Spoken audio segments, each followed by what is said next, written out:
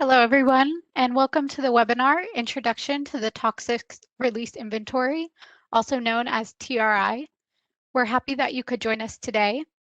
This webinar is 90 minutes long. The first 45 minutes will be presentation, followed by 45 minutes of question and answer. Presenters from EPA will cover the right to know principle and the basics of the TRI program, what data and information facilities report, how to easily access data for a specific location from the TRI homepage, how you can use TRI data, and what resources you can find on the TRI website. Before we get into the webinar presentation, I want to review a few webinar software tips. First, there are 3 ways to connect with audio today. You can either listen through your computer speakers, use the Call Me feature to receive an automated call from WebEx, or use the number that's posted on the webinar slide. All participant lines will be muted for the duration of the webinar, regardless of the audio method that you choose. We will be using 2 panels for today's webinar, the chat panel and the question and answer panel. We may be putting relevant information, like links, into the chat panel for easy access, but please note that you as attendees will not be able to send messages using the chat. However, you can submit questions using the question and answer panel, which I will explain more in a minute. Both panels can be found on the right-hand side of your screen. You may need to click the arrow next to the desired panel to expand and see all of the content. If for some reason one of the panels does not appear, navigate to the bottom right-hand corner of your screen and click on the panels that you are missing. As I mentioned, you can participate in today's webinar using questions and answers. Throughout the duration of the webinar, you can enter questions into the Q&A panel. When submitting questions, please select All Panelists from the drop-down menu before hitting Send, and this will ensure that all of the speakers see your question. Questions will be moderated at the end of the webinar during the Q&A session. Please make sure you do not put any personal or identifiable information into the Q&A box, and please use the TRA help desk for such questions. With that, I'm going to pass it over to Judy Kendall from the EPA. Great, thank you, Sarah. This is Judy Kendall, and I have worked with the TRI program for several, well, actually many years now. The TRI program is located in the Office of Pollution Prevention and Toxics, which is in the Office of Chemical Safety and Pollution Prevention at the EPA. So I'd like to welcome all of you. We're really thrilled that there are so many of you joining us today to learn about TRI and to actually use the information, and that is our hope, that will give you the tools to actually access and use TRI data. That's our overall goal. I know that there are a lot of different people on the line today with probably varying amounts of knowledge about the TRI program. We hope that there are many of you that are brand new to the TRI program or that have heard of it but don't really know much about it. So we're hoping that this broad overview will really give you just a general background of TRI and what it does and why it was created. And we welcome you and actually urge you to go to our website, and that's here on this page, www.epa.gov/TRI. So with that, welcome to our TRI 101 webinar. This is the first webinar in our webinar series to celebrate the 35th anniversary of EPCRA. EPCRA is the Emergency Planning and Community Right to Know Act that led to the creation of the Toxics Release Inventory Program. Our next webinar in the webinar series is scheduled for June 10th. That will be a presentation of our 2019 National Analysis Report that was published in January of this year. So look for an announcement for that. This will be a broad overview of this important information resource and the tools that you will need to access and use it. My colleague Sarah Swenson will be giving a brief demo of our newest user-friendly tool for TRI information that can be found on our TRI homepage, which again is, and it's up here on the screen, www.epa.gov/TRI. We noticed from our registration list that we have a lot of representatives from reporting facilities on this call. And since the TRI reporting deadline is coming up just 6 weeks from today, that's on July 1st, we wanted to make sure that we could give you the resources that you need to file your reports this year, if that is what you will be doing. We have several resources on our website that can assist facilities in completing and filing TRI reports. The best way to find that information is to go to the Contact Us link that is at the top right-hand corner of the TRI homepage. And there you can find resources for regulatory support. Guide Me is our primary regulatory assistance tool. That has our annual reporting forms and instructions in it, chemical lists, Q's and A's about reporting. And we also have 2 hotlines that you can call for reporting assistance. One of them is a regulatory hotline, and that is called the TRI Information Center. We also have a CDX hotline, and that's for filing or IT assistance with TRI reporting. So let me go to our overview. Oops. Keyboard didn't work. Okay. So this is what we'll be covering on the presentation today. What is the Toxics Releases Inventory and why was it created? Which facilities report to TRI and what chemical information do they report to us? How can you access and use TRI data? After the slide presentation, we'll be giving a brief demonstration to help you use one of our tools that was created with communities in mind. That demo will be followed by an optional Q&A session. So let's go to the next. What is TRI? So from the slide, and TRI is an information resource that can help you learn about toxic chemical waste management at facilities across the United States. The TRI is also, it's an information resource for communities, but it can also support informed decision-making at all levels by industry, government, non-governmental organizations, academic institutions, the press, and other groups. Okay, so stepping back a little bit, just to give you a general timeline for those of you who are either too young or who may not have even been born when the Environmental Protection Agency came to be.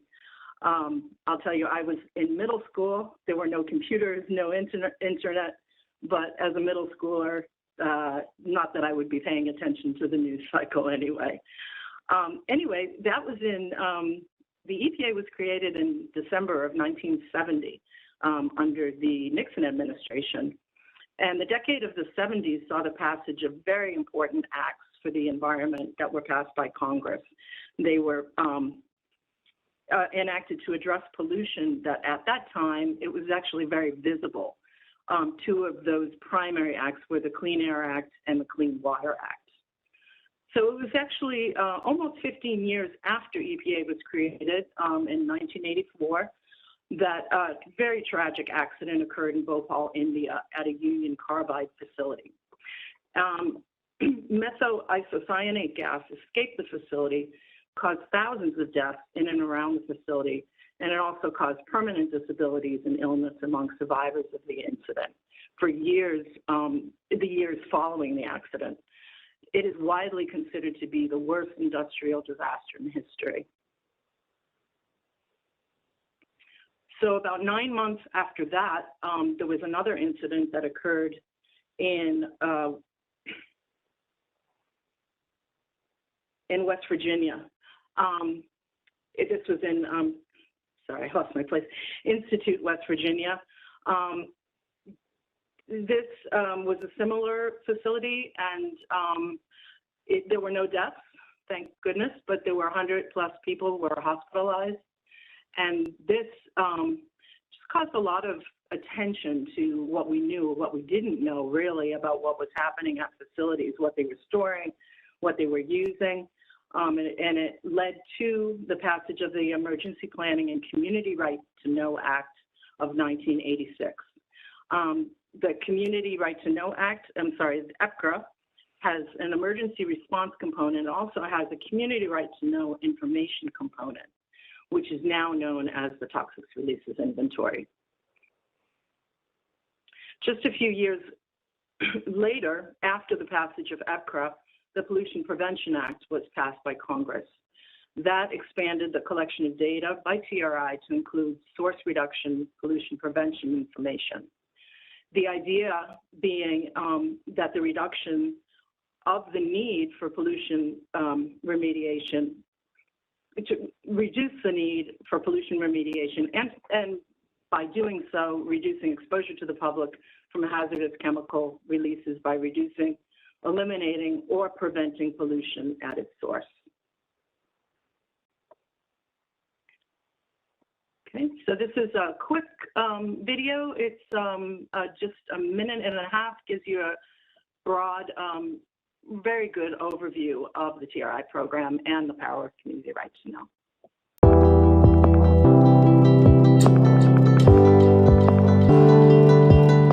In 1986, Congress passed the Emergency Planning and Community Right to Know Act, giving all Americans the right to access information on toxic chemicals in our communities. This law created EPA's Toxics Release Inventory Program, which used a new approach to environmental protection, encouraging action through information disclosure.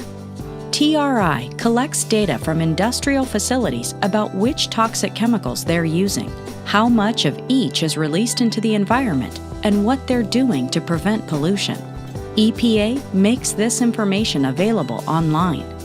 Most of the emissions tracked by TRI result from routine production operations, which are subject to regulatory requirements. But TRI also includes data on accidental releases and one-time remediation efforts. This information empowers communities to protect their environment, creates a strong incentive for companies to reduce pollution, and helps companies learn from each other's best practices for reducing emissions. Knowledge is power, and the Emergency Planning and Community Right to Know Act gives communities and companies the information they need to work toward a safer future.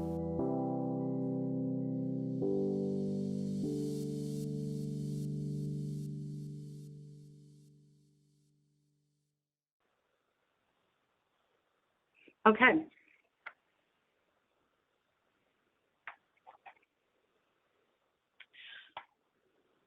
So what does TRI encompass? Since 1987, we've received annual reports directly from facilities. The TRI program now covers over 800 chemicals from over 20,000 U.S. facilities.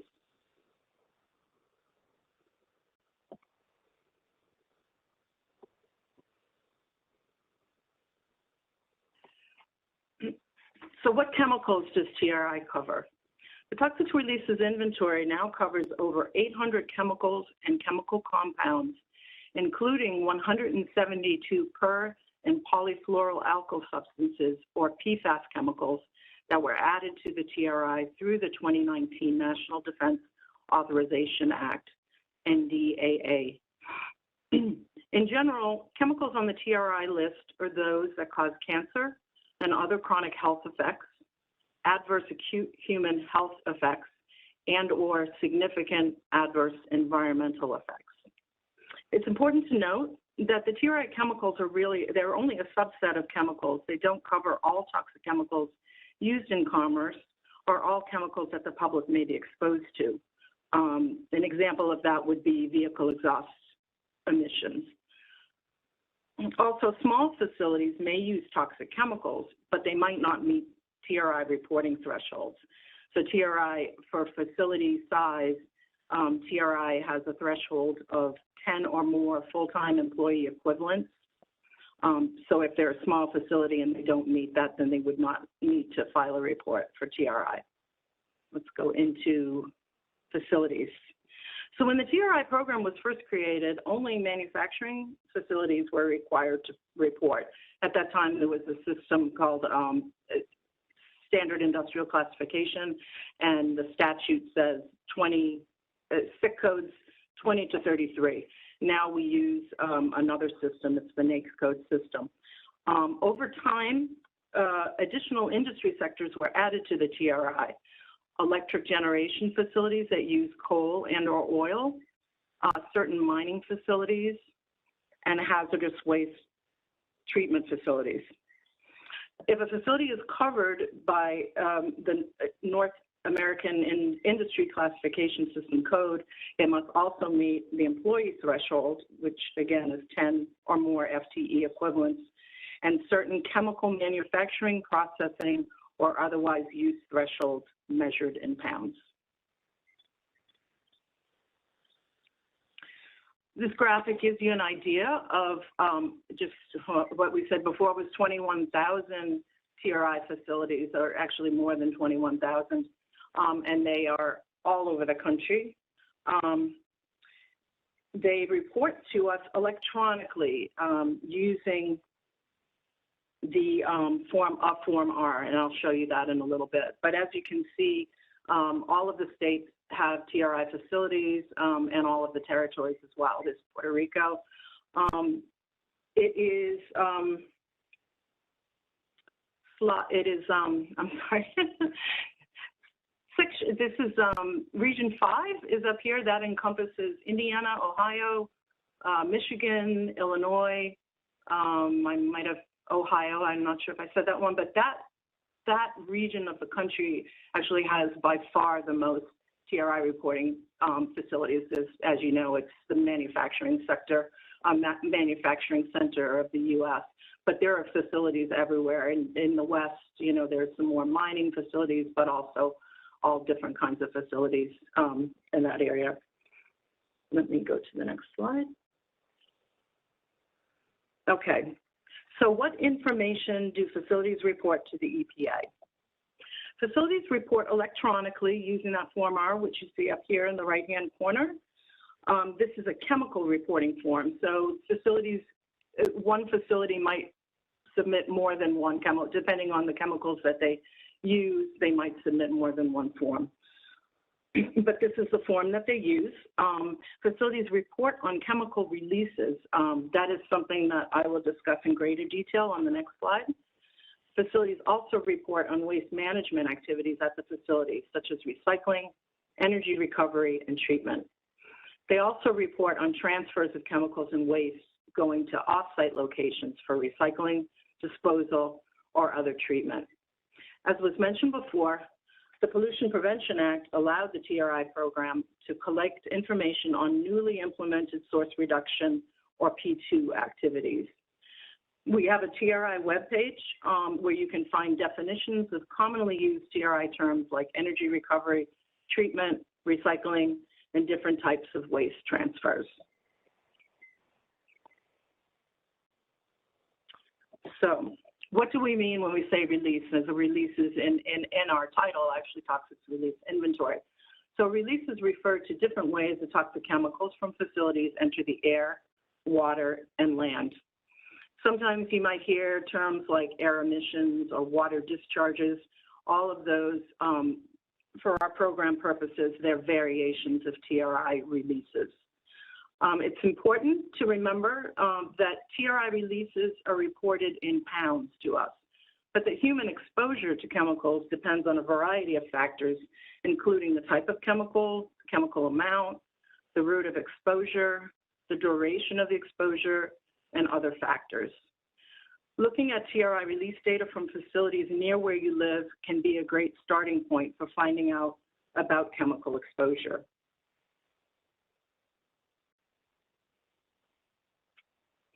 So here we have a facility diagram.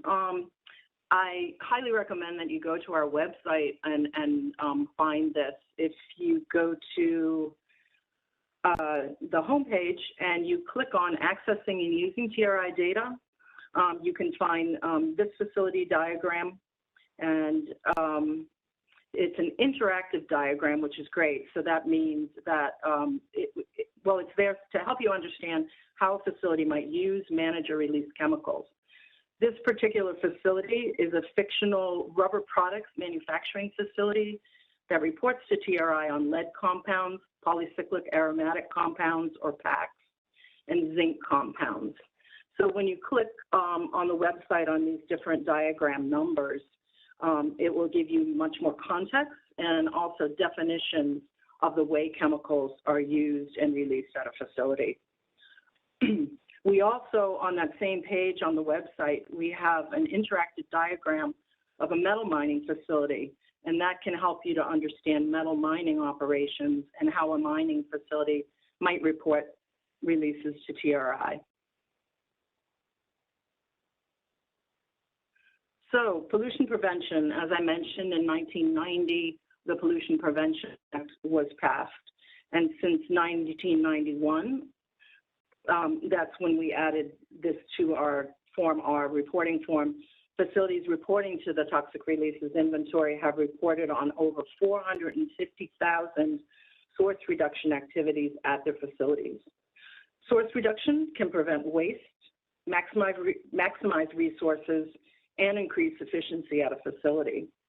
Most importantly, source reduction practices have proven to be effective at reducing amounts of releases of TRI chemicals into the environment. Facilities can implement practices like substitution of raw materials, or they can use safer chemical alternatives.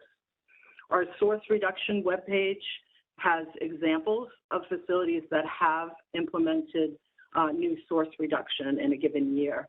One of the examples is a facility that put a new solvent recovery system in place.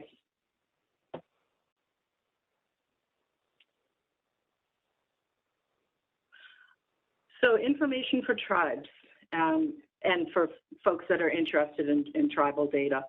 As of 2019, there were 42 TRI reporting facilities on 19 federally recognized tribal lands. But more than that, within a 10-mile radius of the lands of 243 tribes, there are 1,980 TRI reporting facilities. The TRI facilities that are in Indian country must report directly to the tribal government and as well as to EPA. The TRI program has a great tribal search tool and other tools that provide filters that search for tribal information. We also have a fact sheet for TRI for tribal communities, and that's in a PDF format that can be downloaded and printed out for use by tribes and for meetings and conferences that involve tribal communities.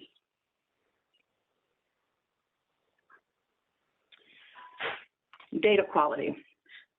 So the responsibility is on TRI reporting facilities to report correct, reliable data on their toxic chemical releases.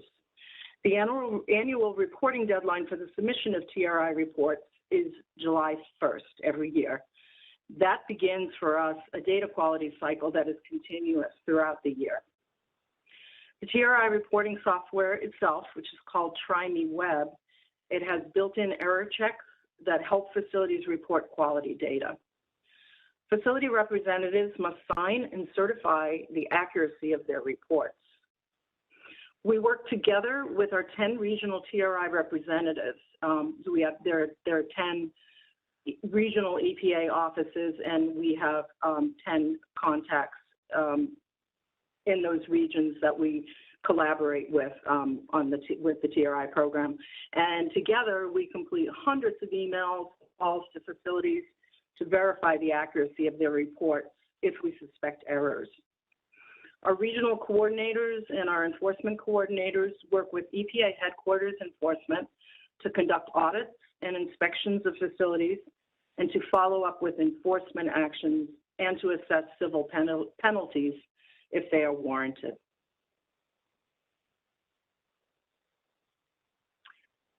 So, as I hope you've learned already, TRI is an excellent information resource for the public, for academic institutions, researchers, industries, and government and non-governmental entities. It really sets itself apart from other EPA reporting programs in that it is an annual database. So we collect our information every year We make it public online. Also, it's a multimedia database. Unlike what the Office of Water or the Office of Air has, our database contains information on chemical emissions to air, water, and land. And as I said before, we have detailed information about source reduction and other pollution prevention practices at facilities. With that said, TRI does have some limitations. It can't do everything. It covers many, but not all chemicals in industry sectors. It doesn't cover every source of pollution. Also, we can't tell the duration or frequency of releases. And the TRI data does not also indicate if and to what extent a person has been exposed. But more information on the limitations and factors to consider are on our website. TRI can be used with other environmental public health, exposure, and risk information to provide a broader picture of what industrial chemical releases mean to the general public. And with that, I will turn over control of the slides to Sarah Swenson, who will be telling you more about how you can access and use TRI information. Thanks, Judy. Well, hi, everybody, and thanks, Judy, for that great first half of the presentation. Okay, we're going to get into a little bit about how to use and access TRI. And I skipped a slide. Here we go. So Judy mentioned earlier that we all have the right to know what chemicals industrial facilities are using and releasing in our communities. And that was put into law in the Emergency Planning and Community Right to Know Act. So the TRI program's mission is to collect, maintain, and provide access to this critical information and to support its use for informed decision making. So TRI data and information are used by a variety of individuals and organizations, as Judy mentioned. This slide lists some basic uses of the TRI, including tracking a facility or company's environmental performance over time. But TRI data are also used by researchers from all over the world for a variety of purposes. And actually, we're even surprised sometimes the places that people are contacting us from. So it really is used all over the world. There's a collection of examples of how individuals and organizations have used TRI. On our website, it's epa.gov/TRI/data and action. And that's a good compilation to look through to get some ideas of what you can do with the data.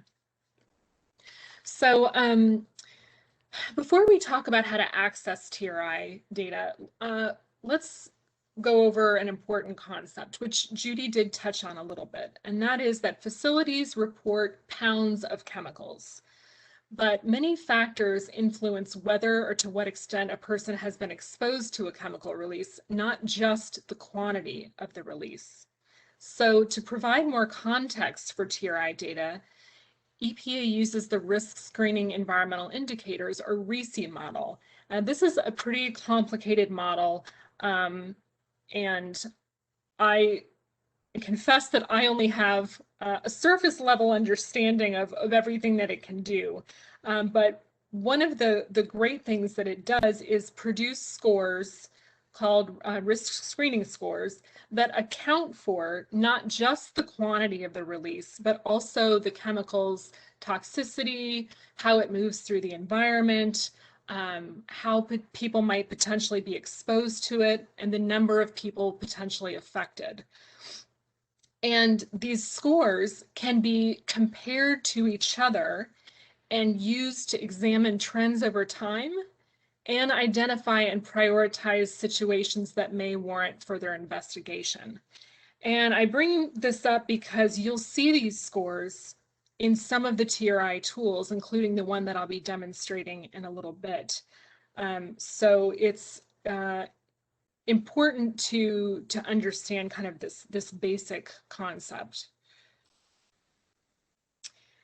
Another place you're going to see these scores mentioned is the TRI National Analysis. And as Judy said, this is going to be the focus of our next webinar on June 10th. But this is EPA's annual analysis of the most recent TRI data. And it's grown to be so extensive and have so many different cool interactive features that we have devoted an entire web area to it, separate from the regular TRI website. So it's epa.gov/TRI National Analysis. And it features written analyses and interactive maps, charts, and graphs that let you focus on particular regions, industry sectors, chemicals, and there's other ways that you can hone in on data of interest as well. And it's available in English and Spanish. And like Judy said, watch for an announcement about registering for that next webinar.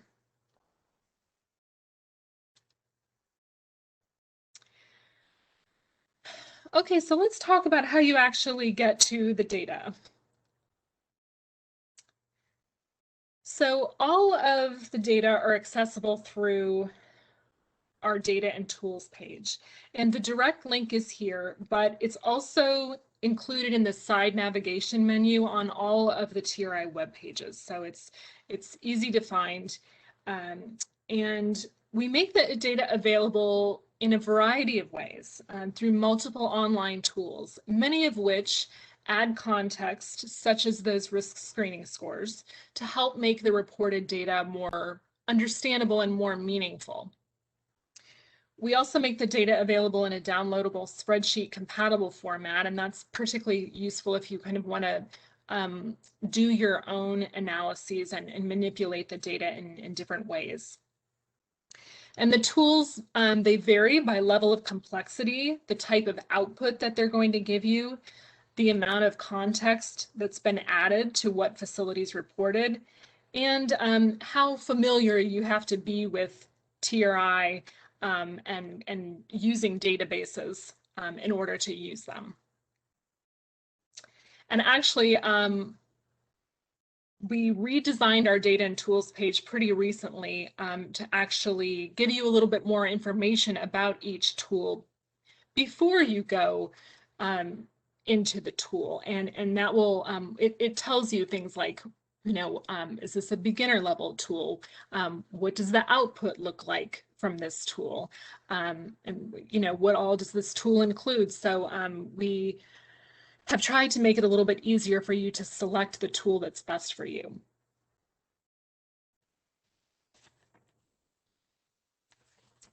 Okay, and actually before I go into the demo, I want to go back to some of the resources that Judy mentioned and actually show a couple of them, since I know we do have a lot of facilities on the webinar today. So Judy mentioned the Contact Us page. It is linked to from every one of the TRI web pages in the upper right corner. And let's just take a quick look at that. So I'm going to hopefully share my screen.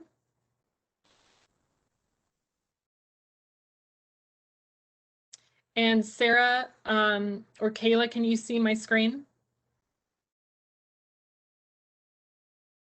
Not yet. Okay.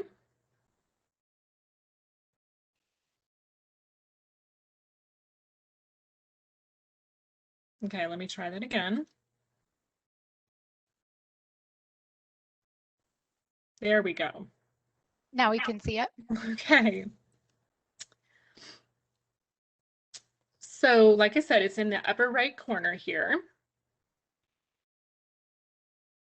And the first thing you'll see is regulatory support. So especially like Judy said, this time of year, it's reporting season for facilities. So your first stop should probably be Guide Me, which has all of the reporting guidance, FAQs, training materials. It's a great resource. PFAS, there's a PFAS section that will help you report those new data. And that's linked to right here. And then, like Judy said, we have the Information Center that you can call. We also have the CDX Help Desk, and that's for more IT support with TriMeWeb with the actual reporting software. if you are a facility or not a facility representative, and you have sort of localized questions, you know, about your community, about something that's going on in your state or region, then the TRI coordinators are a great resource. And these links will take you to the right person for your area of the country. And they're extremely knowledgeable about the program. And then we have tribal contacts. So if you're a facility and you're wondering, you know, who actually receives your reporting form, if you're located on tribal land, that list will tell you. And then if you have any problems with our website or any suggestions, we like those as well, you can email us, email our webmaster Ken. And you can also email the TRI program directly. And this doesn't just go to a box that nobody checks. Actually, a lot of the people that are helping respond to questions today actually field the questions that come into the TRI.help box. So you will get a pretty prompt response from knowledgeable staff members. So feel free to send your questions to us at any time. Okay. With that, I think I will jump into the demo. So we're going to take a look at TRI Search, which is, as Judy said, our newest and probably most user-friendly tool. And it is at the bottom of the TRI webpage. We also have a Spanish version. We made some updates to this tool in the last month, and the Spanish version is not quite ready yet, but very soon the Spanish version will match the English version. So let me just check the time to see. Okay, I've got a little time for a demo. So we're going to take a look at a sample search so that I can show you guys some of the really cool features of this tool. The first thing to note is that there's a bunch of different ways that you can search. There's geographic-based searches, and then you can also search for a specific facility if you know the name. You can also just search for facilities that are near your current location if your computer has this GPS functionality enabled. So that's pretty cool. But for today, I'm going to search for Houston, Texas. I could put a street address in here, but I'm just going to do the city and state to give us a little bit of a broader perspective. And hopefully this comes up quickly.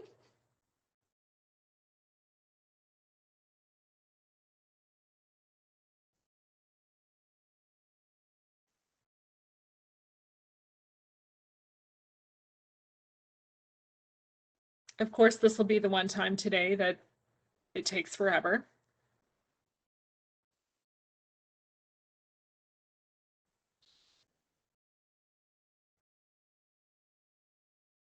It literally never takes this long any other time I've tried it. Okay, let's try one more time. I think it knows I'm giving a presentation. We also designed this to be really mobile friendly, so I encourage you to try it on your phone or tablet as well. Let's try it again. Here we go.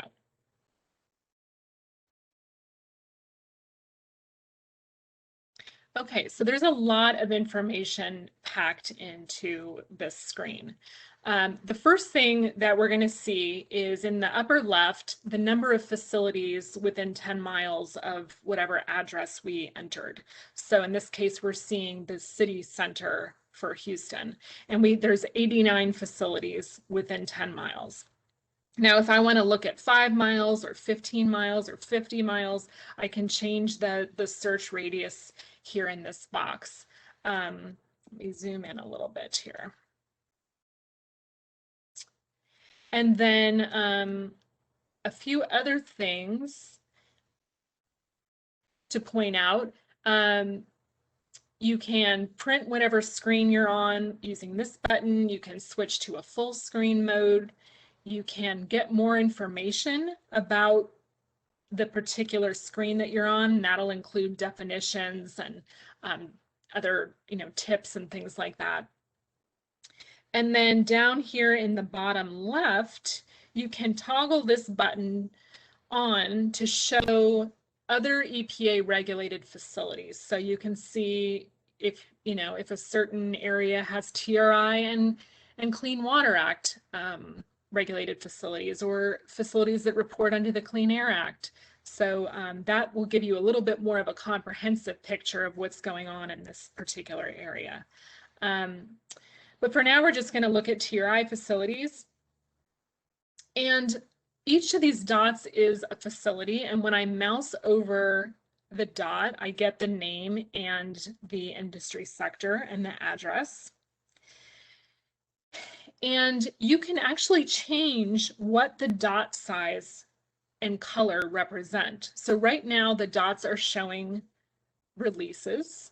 So the larger the dot and the darker the color, the larger the quantity of releases that facility reported. So here we can see it's this Valero refining in Houston. That facility had the most releases of any of these in the 10-mile radius.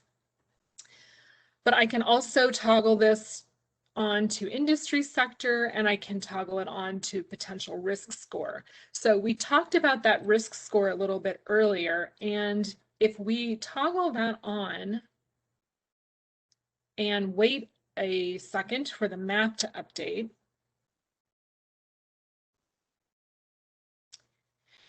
you can see that if we're looking at potential risk score, which again is more inclusive than just chemical, or it takes into account more factors than just chemical quantity, that Valero refining is no longer the largest dot on the map. So kind of the takeaway from this is when you are trying to assess a potential impacts from these facilities, it is good to consider more than just the quantity of releases, and that when you do, it can literally change the picture, like it did in this case. So another way to change the picture would be to toggle on that industry sector view. And in just a second.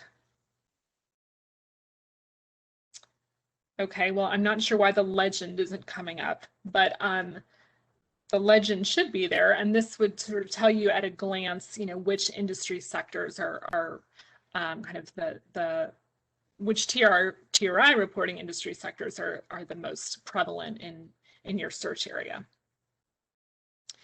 So that's a little bit about what this initial map view can do. Let's take a look at the facility summary tab. So each of these tabs over here on the left is a section of the search results. So the facility summary, one of the really nice new features that we added is this print-friendly report. So if you're looking for something like a one-pager kind of summary to print out and show somebody, take with you to a meeting, or whatever you would need it for, this view is really, really helpful. And you can see we have a small map, we have the total releases for air, water, and land, as well as offsite transfers. So it's a nice little snapshot of, again, the summary data for these 89 facilities. Then if we scroll down a little farther, we see the top 10 facilities based on their releases in the most recent reporting year, which was 2019. And if you click on any of the hyperlinked facility names, you will get more information. Actually, you'll go right to EnviroFacts and you can see the reporting forms that they submitted. So this is telling us that Valero Refining had by far the most releases in 2019, and that most of them went to water, and a small portion, this light blue, went to the air. So again, it's kind of a nice snapshot. We can see some trend data in this print-friendly tab. We can see trends for these 89 facilities in waste management, which includes, like Judy told us, recycling, energy recovery, and treatment. So you can see who is recycling the most. And then the top chemicals released to air, water, and land. So again, there's a lot of information crammed into this one display, and that is the first of the facility summary tabs. Let's go back up and quickly look at the other two.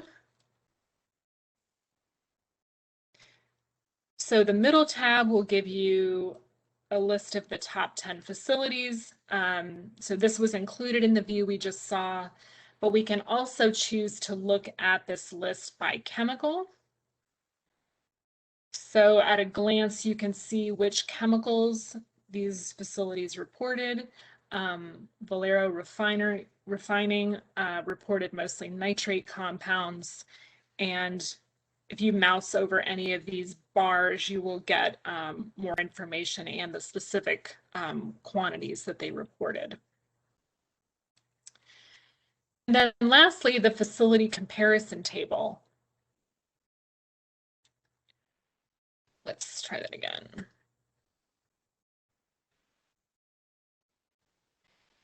So this table lets you compare one facility to another based on distance, releases, and RISI score, which again is that risk screening score. It has a link to the facility report in EPA's EJ screen tool. And you can also sort this table by clicking on the column heading that you want to sort based on. So you could easily see which facility had the highest releases, like I just did there. Also, this table is one of the two ways you can get to individual facility information. So if I want to know more about Valero Refining, I can click on this one facility and click the green check mark. And now I'm looking at just information about Valero. The other way I could have gotten to this is from that map that we first looked at. I could click on any one of those circles and I could have gone right to the facilities report.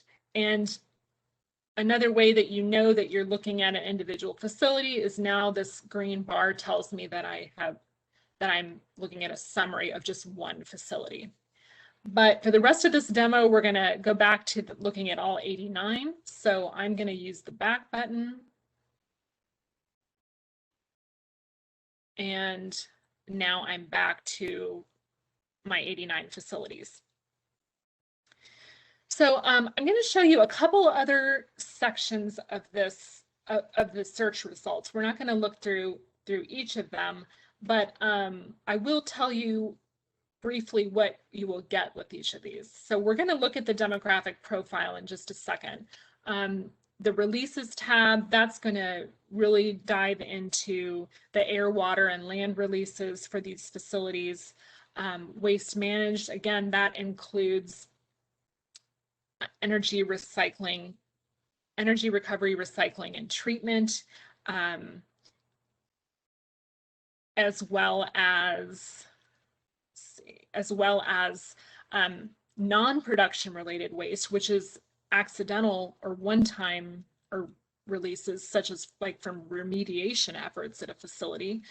So that's all included in waste management.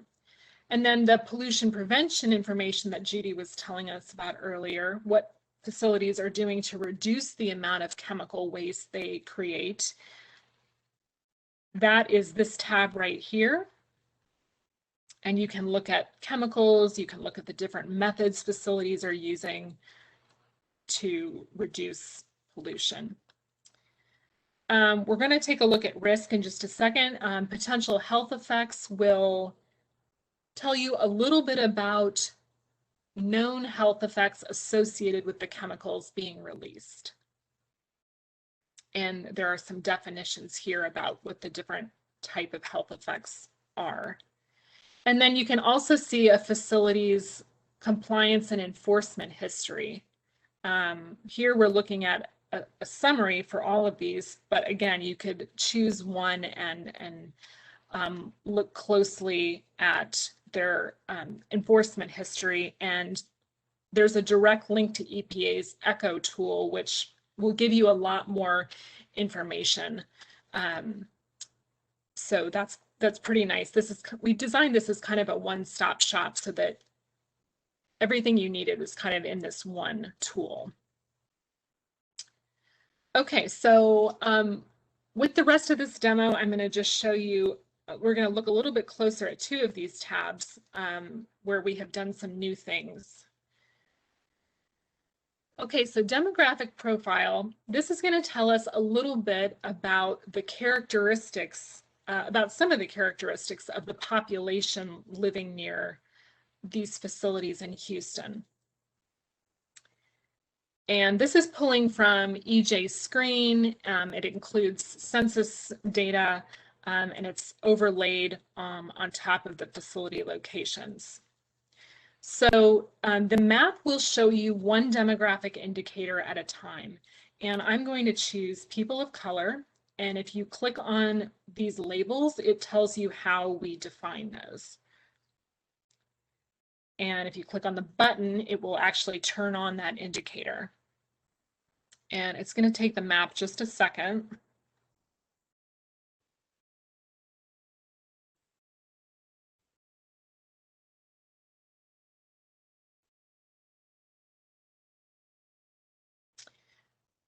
There we go. So again, trying to provide more context for the data reported to TRI.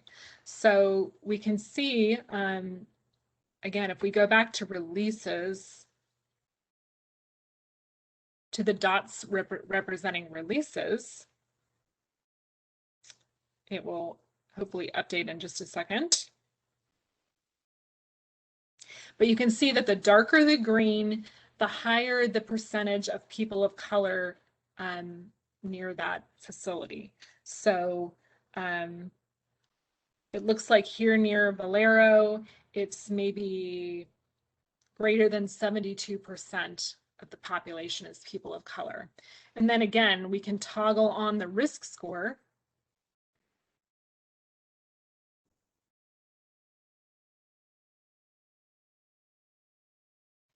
And you can see around the facilities with the greater potential risk score, what the percentage of people of color is. So H&M Plating and this one up here, Baker, they have the larger potential risk scores. And you can see, especially if I zoom in a little bit, that all around the east and south of this facility is maybe greater than 97% people of color. So again, it just gives you a little bit more information about what's going on in that area. So you can toggle these on and you can switch the dot size on this view. Okay, and then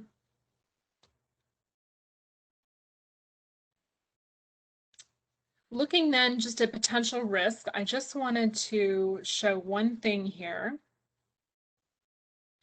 So we talked earlier about how it's not just about the quantity of the chemical being released. There's more to consider if you're thinking about the potential impact of releases. So again, we're looking at a summary of almost 90 facilities, And across these 90 facilities, the chemical reported in the greatest quantity is here, zinc and zinc compounds.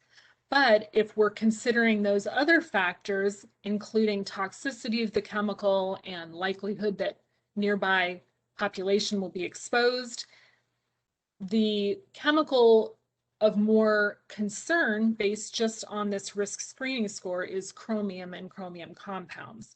So that's a good illustration, again, of how it's important to consider more than just the pounds of chemicals if you're talking about impact of releases or potential impact. Okay, and then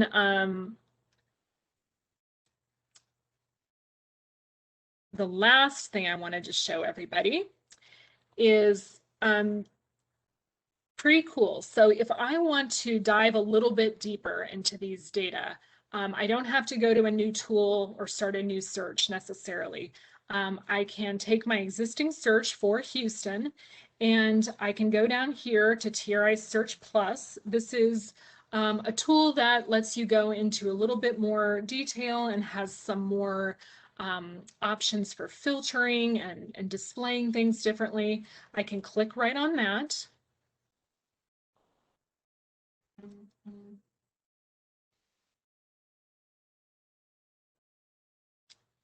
And I'm going to say continue with my existing search selections, but I could opt to just start a new search. But since I want to continue looking at Houston, I'm going to continue with my existing search. And it has brought my Houston search into this other tool. I'm now looking at, instead of just the most recent reporting year, I'm looking all the way back to 2007, which is why there are 157 facilities in my results instead of 89. So from here, I can use the same kind of tabs on the left to look at the data in more detail. I can also use some of these filters. I can filter by EPA region. I can look at facilities near the US-Mexico border. If I'm interested in TRI chemicals that are also regulated under TSCA, the Toxic Substances Control Act, I can use that filter. I can filter by industry sector. So there's more that you can do with this tool. And I can also, again, start a new search if I decide I'm done with my Houston search. So it's nice that those two tools are connected. Again, we've tried to make it really easy and intuitive. So I think that wraps it up for my demo. I am going to stop sharing, and we can start the Q&A portion of the webinar. And I know the other panelists have been answering a lot of questions already. So if you all have questions about anything I just showed in the demo or other aspects of how to access or interpret the data, we have time to go over those.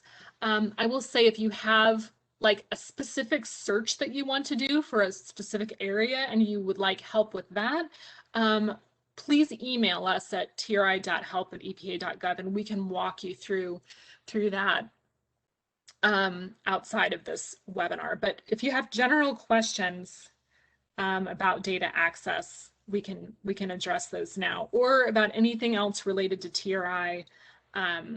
I'm going to turn it over back to Sarah, who will start off by reading any questions that we haven't answered yet in writing, if there are any of those. Sarah? Thanks, Sarah. So just a few reminders as we're entering the Q&A session to send your questions to all panelists, and that'll make sure that every speaker sees them. So we do have a few questions that haven't been answered yet in writing.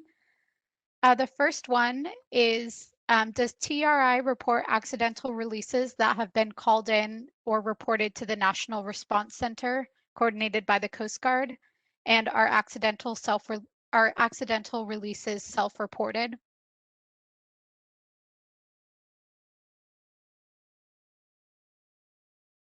Sure, thanks. This is Dave Turk with the TRI program. I can answer that very quickly. That the TRI reporting form does include a data element for the reporting of waste that was managed for non-production related reasons, such as those related to a natural disaster or an accident that's not commonly anticipated in production processes. And this element on the reporting form is an aggregation of all such waste managed during the course of the reported on year. Thus, accidental releases that were reported to NRC would likely be included in such TRI reporting as a result. And TRI reporting forms are self-reported. I'm not sure exactly what the question is getting at, but it is provided by the facility, this information on all such non-production related waste managed. Great, thank you. This question came in during the live demo when you were showing the map, Sarah, and someone asked if you can search by chemical name or type.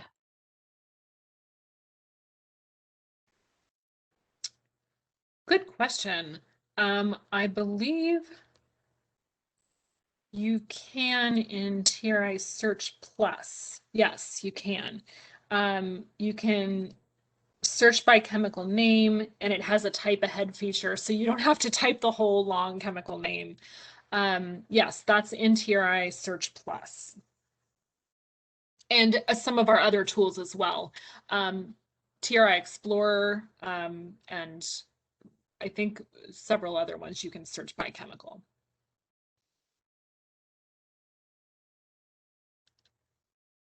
Great. That actually concludes the questions that I see that have not been answered in writing that have been flagged for me. So I'm going to open the mic to the other TRI EPA representatives on the line if there are questions you'd like to read aloud that you feel would be especially relevant to this group, even if they've been answered in writing. Hey, Sarah, this is other Sarah. Does WebEx allow us to send the slides to the attendees? We've had a couple questions about that. So we can't send it directly through WebEx, but we could send it to them to attendees following the event. Okay. So we will get the slides sent out to everybody if you weren't able to get them off of the event landing page.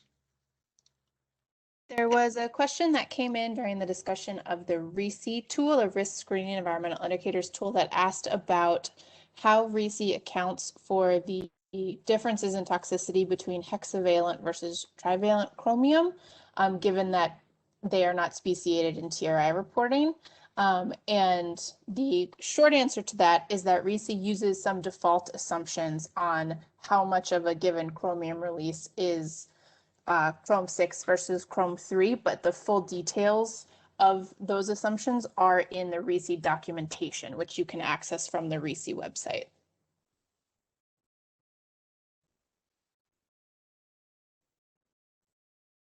Great. And we did receive another question that hasn't yet been answered in writing. And this attendee is asking why data on releases into water are frequently omitted. Sarah, omitted or emitted? Omitted. I'm not sure exactly what that question means. If the facility meets the reporting criteria for a particular chemical and it has water releases, then it has to report those, and those would be included in any of our tools. I'm looking at the question as well, and it specifically mentions looking at data for Detroit for the last several years. And so part of the answer may also be that TRI data reflect point source emissions to the environment. So this is water releases coming from facilities. And I think it might be that water quality issues in Detroit, specifically the lead issues, are not from releases from facilities of lead to the water, but from infrastructure issues. And so it may be that the well-publicized water quality water quality issues in a given location are not necessarily going to be incorporated into TRI data, depending on the source of those water quality issues and the limitations of TRI that we've talked about today. Thank you, Caitlin. And this is Steve Whitkin. One item I'll also point out is it must be a regulated facility. A lot of the TRI data, the waste which goes to a publicly low treatment work, that information gets reported of what's going to the POTW. However, the POTWs themselves generally are not considered a TRI facility, and their output to the water we do not have available. Caitlin and Steve, runoff from facilities that would then go into like an outflow point, that would be included in water discharges. Yes, it would be. Okay, that's what I thought. This is Sarah again. Somebody asked about when the new PFAS data will be available, and those are due to EPA by July 1st, and we expect to make those data as well as all of the other 2020 TRI data available in a preliminary form, what we call the preliminary data set, in late July.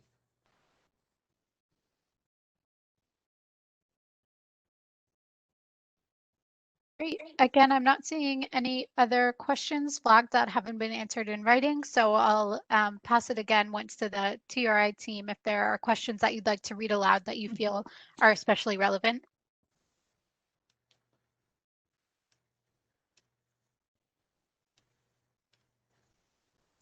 Sorry, I'm reading through the questions. They're coming in faster than I can scroll.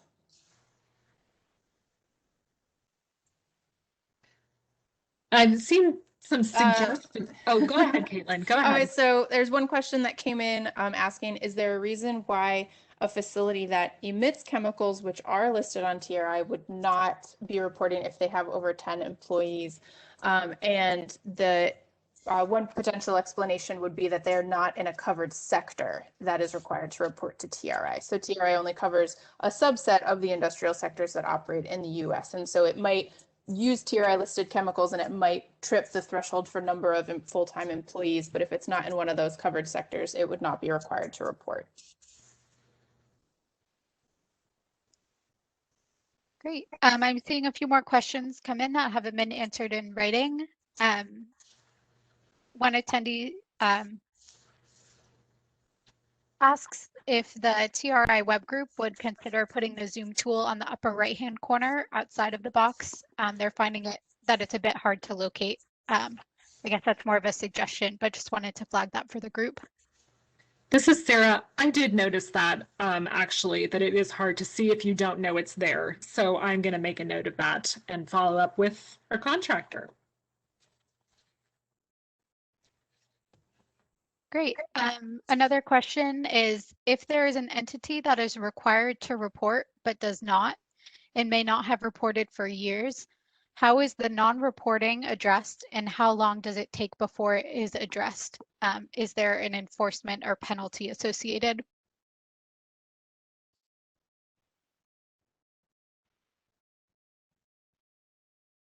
This is Steve DeVito. So in a case like that, we would refer that matter to our enforcement office and they would follow up.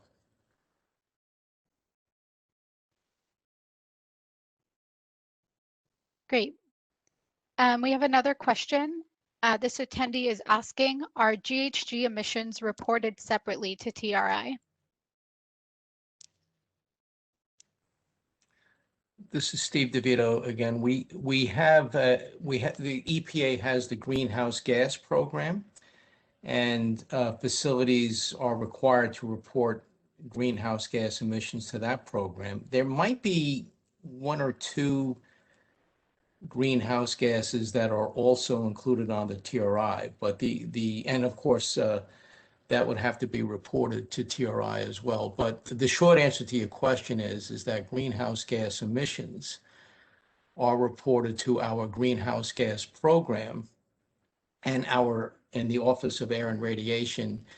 And the Office of Air and Radiation makes that data available to the public through tools that are not unlike the TRI program tools.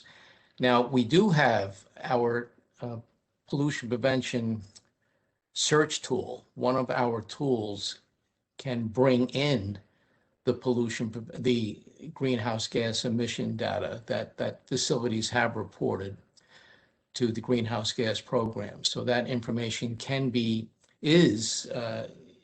overlaid onto TRI data that the same facilities have reported, emissions of other chemicals that the facilities have reported.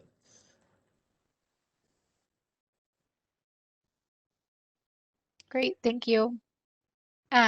Sorry, was someone else about to speak there? Oh, I just saw a follow-up question. Someone, asked what are industry sectors that are not covered by TRI?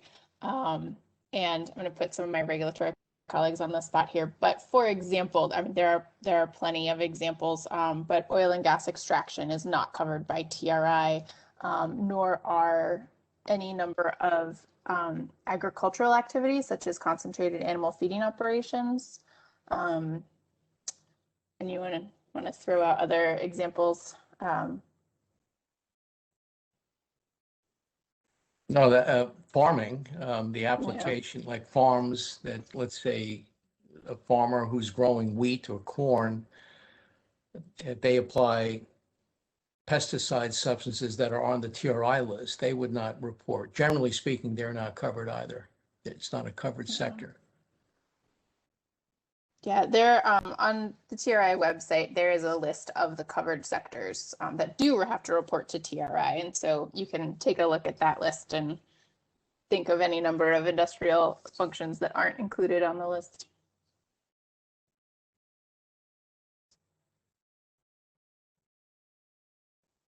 Great. We have another question asking, does the TRI info, such as emissions info and risk info, inform Clean Air Act regulations, such as NESHAPs, HAPs?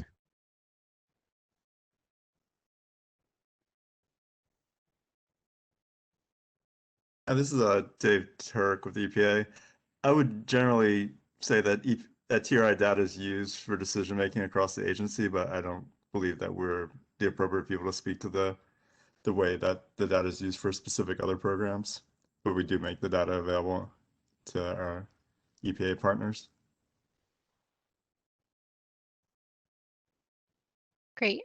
We have another question asking, is there any reason why a facility that emits chemicals which are listed in the TRI would not be reporting if they do have over 10 employees?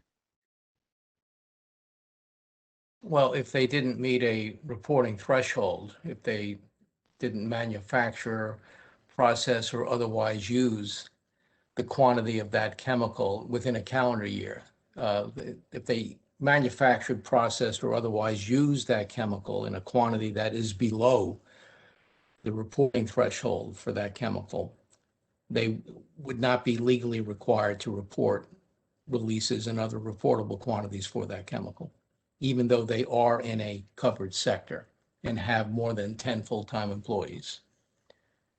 Thank you, Steve DeVito. And this is another Steve Whitkin with TRI. I'll also point up an item where a few people at times believe it appears that a company is not reporting a certain chemical.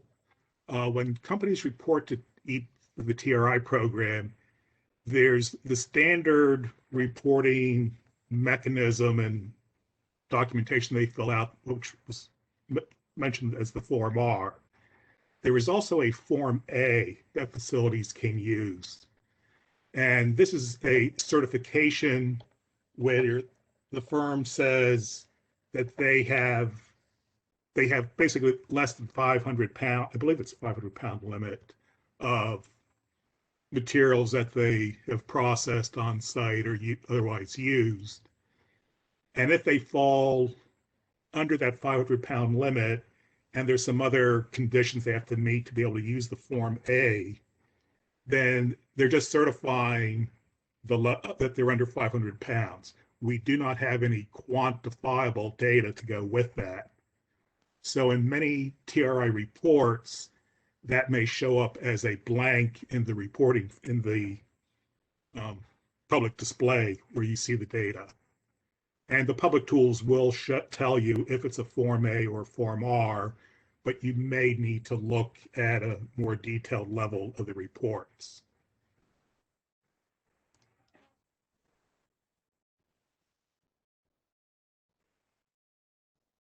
Does anybody else have any comments on that?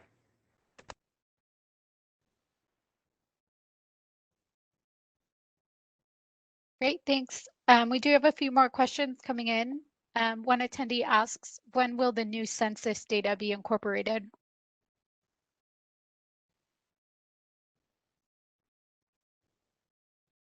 Not sure. You're referring to the 2020 census data, I assume? Yes, I believe so. Not sure.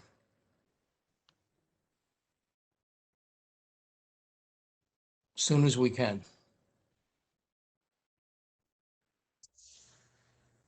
Yeah, this is Great. Sarah. We can look into that. I'm not even sure if it's available, but last I looked, it wasn't made available yet by the Census Bureau. But as soon as it is available, or if it is available, we'll get on it right away. Great, thank you.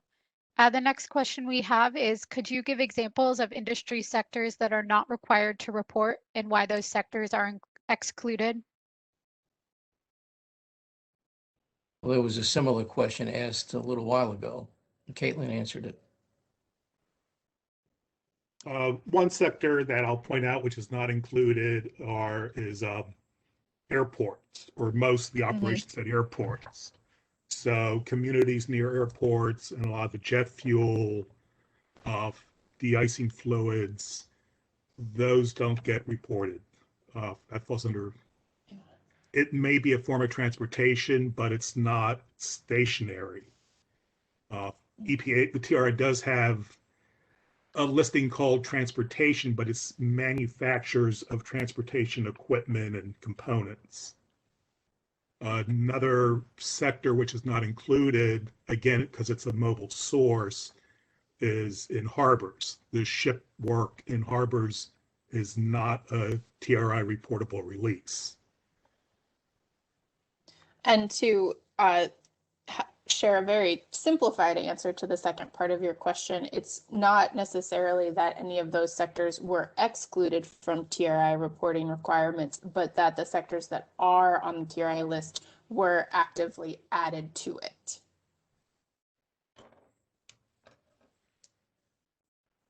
Thank you, Caitlin. And that actually brings up a very important point, that there's a lot of misunderstandings with TRI. Facilities are not exempt from TRI reporting. They just have not become part of the required facilities to report.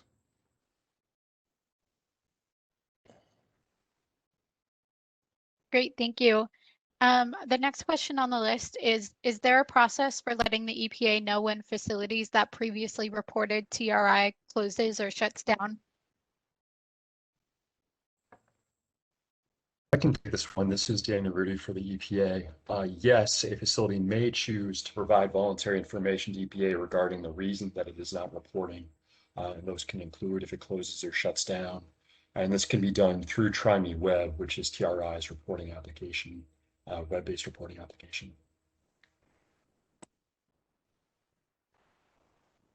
Great, thank you. Yeah, a facility no longer reporting may also be discovered through our normal data quality checks. Each year, if a facility has reported to TRI consistently over the last several years and then doesn't, it may be one of the facilities that receives a call from the EPA data quality staff to ask why, to ask if it was correct that they did not report, and we might find out why in that scenario as well.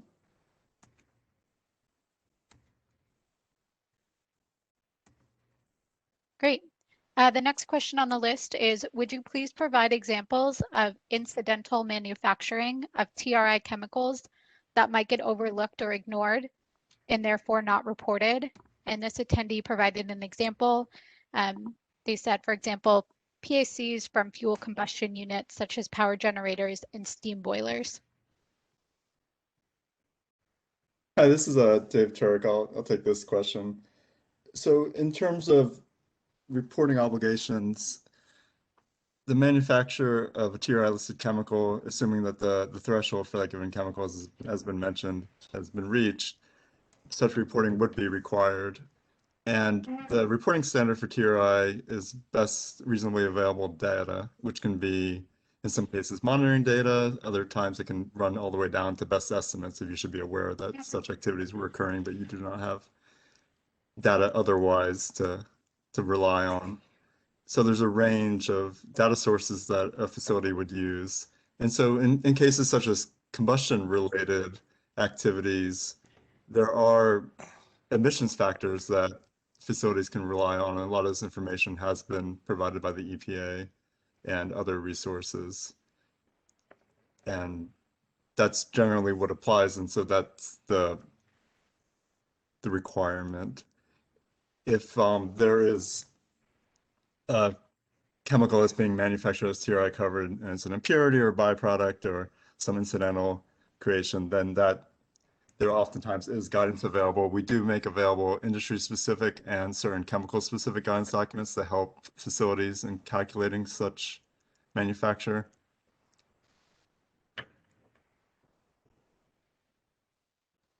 Great, thank you. We have a few more questions left here on our list. So I'll move to the next one.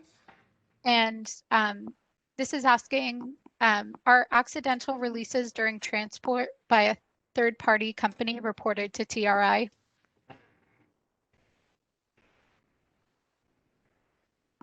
The TRI reporting is on a facility location basis. So if in the course of loading or unloading at the site of the facility accidents occur, then they would likely be included in such reporting. But if you're talking about a truck that's hundreds of miles away and it's not at a facility, then in that situation, there would be no such reporting. So it depends on the specifics involved.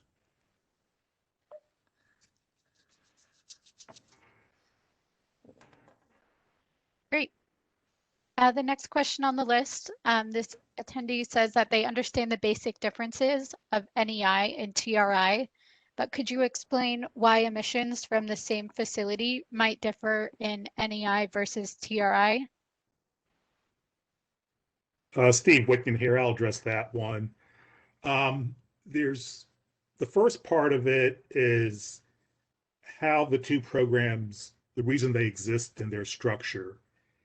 NEI is the inventory, and their responsibility is to go and collect the best available information. So NEI does have a little bit of freedom in picking and choosing when they feel one piece of data may be preferred over another piece of data. And that could be based on the data quality steps that have gone into it, the details of how the information comes in, if there's been some additional verification of the data. The TRI program, by statute, we don't have the luxury of agreeing or disagreeing when the data first comes in. The TRI program's legal responsibility is to make whatever has been reported to EPA under the TRI reporting, make that available to the public. That's not to say we do go through the data quality. We do look at the TRI data compared to other programs, numbers that don't fit in with trends with other industries, and we run a number of scenarios for data quality that we do contact the facility. And from the TRI program, if we feel something is not correct, we can then advise EPA's compliance office to possibly take a look.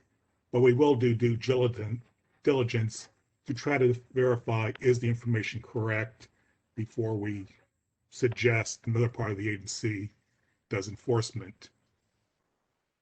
NEI is also has a slight limitation, and they've improved greatly over the years of how recent the data is. TRI data comes in on a yearly basis. The NEI data would take a little bit of time to collect all their details and process it. So in some cases, the NEI data may be a year or two out of date.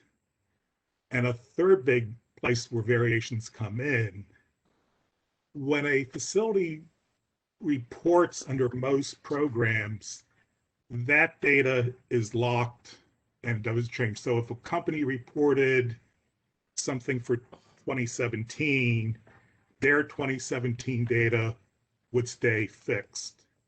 The TRI program permits facilities and encourages facilities to submit revisions if the technology has improved and there's better analytical capabilities, if reporting, the calculations have better ways of estimating releases, facilities can come back and revise a report. If a facility knowingly or erroneously made an error, they can go back and correct that error.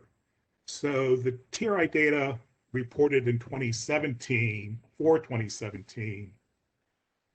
may look different than the 2017 data that you see today because the facility may have submitted a revision. So those are just a few of the reasons NEI and TRI do not always agree 100%. And that's all I have on that comment. Hopefully that answers your question.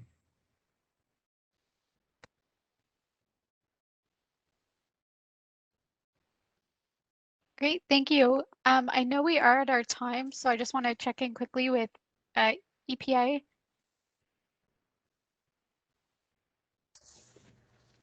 I think we could take a few more. This is Sarah. If if people want to stay on and listen, and if the questions aren't too involved. Great. I do see a few more that we haven't answered in writing yet. Someone asks, what do they do if they don't see their facility on the map? Oh, well, yeah, please, I would say email us at tri.help@epa.gov, or that would probably be the best way, and we will look into why that is. I will say that oh, Judy, sorry, I was just going to say that map that we looked at was just showing 2019 data. So if your facility didn't report in 2019, that could be why. But if you think there's an error, please let us know. Judy, go ahead.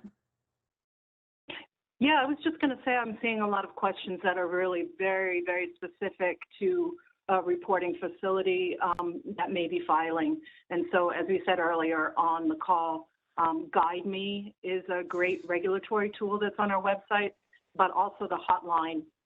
You can call them and they can answer your questions as well. That's our TRI Information Center regulatory hotline. It's also on our website at the Contact Us link.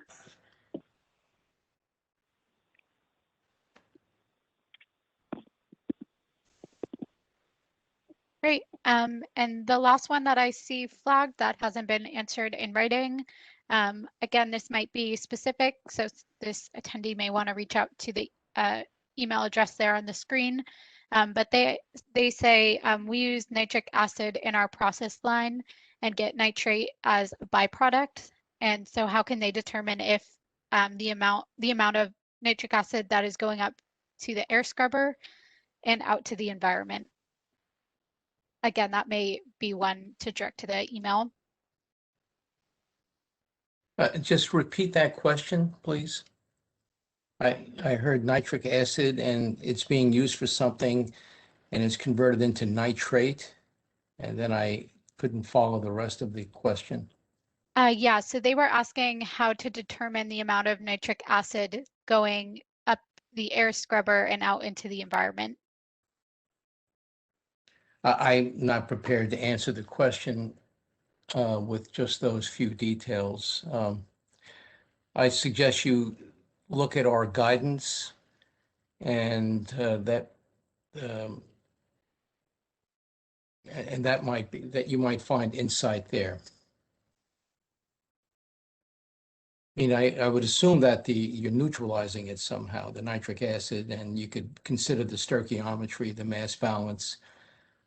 But I would just need to know more about the process and the specifics to be able to provide more of an answer. But I would recommend you look at our guidance that we have available on our website. I've seen a couple of questions come into the chat about RISI, and I wish I could show the screen, but I just wanted to clarify that the website for the primary RISI information is epa.gov/RSEI, Risk Screening Environmental Indicators, is the RISI model, and that is where you can access the documentation I referenced earlier that talks about chromium speciation and what assumptions are underlying the RISI model. There's a panel on the front page of epa.gov/RSEI called Documentation and Help.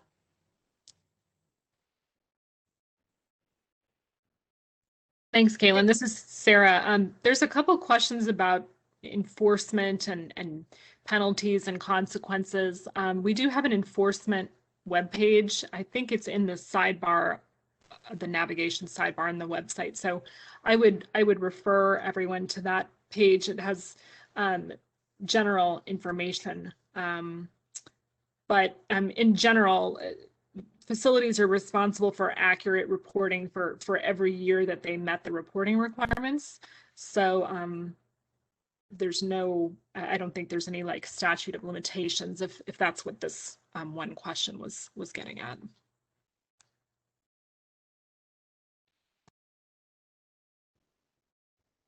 Looks like there's a question about on the spreadsheet of chemicals included in the TRI report, there's a column for the MPOU thresholds, and it lists as an example 25,000, 10,000 pounds. What are these numbers referring to? So those are, sorry, does someone want to take that from the reg branch?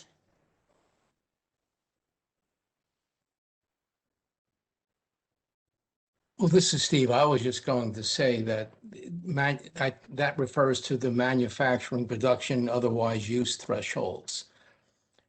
So 25,000 pounds, for example, would pertain to manufacturing. For some chemicals, that threshold is lower, like for persistent bioaccumulative and toxic chemicals. But for most TRI chemicals, the manufacturing threshold is 25,000 pounds. That's the annual manufacturing threshold. So if a facility exceeds that amount, if they manufacture more than 25,000 pounds of a TRI chemical for which that is the manufacturing threshold, that would trigger reporting.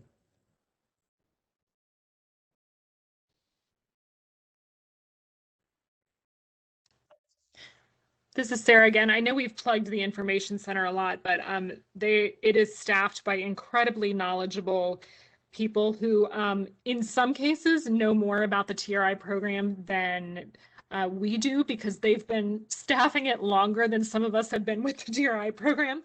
So if you do have technical questions about reporting or specific scenarios you want to talk through, they are a great resource.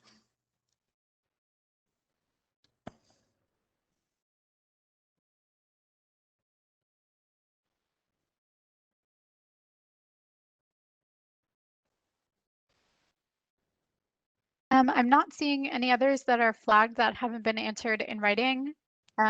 Anyone from EPA have any others that they'd like to raise before we close out? This is Sarah again. I would just say if there are topics that any of you would like us to cover in a webinar, or since I am the web content coordinator, if there's topics that you don't think are adequately addressed on the website that you would like information on, please email us and let us know. We're always open to suggestions.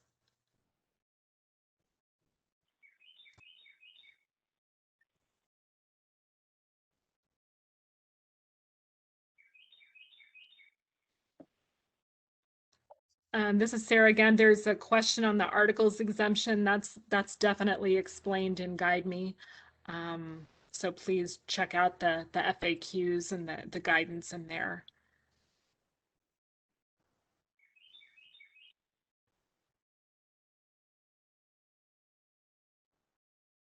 Does anyone else from TRI want to add anything before we adjourn? Well, this is Steve DeVito. I just want to thank Sarah, you, Judy, and the other Sarah, the two Sarahs and Judy, for organizing this and delivering such a fine, informative presentation. Thank you. Yeah, and I just want to thank all of our participants who took the time out of their afternoon to talk about TRI with us and for all the great questions that came in. Yes, and we will send the slides out following the webinar, and the recording and the transcript will be available probably sometime late next week. So watch the homepage banner for an announcement about that. And if you haven't signed up for our email listserv, that is a great way to get notified of things like, you know, the webinar recording being available. And you can sign up via the widget on the top right corner of the TRI homepage.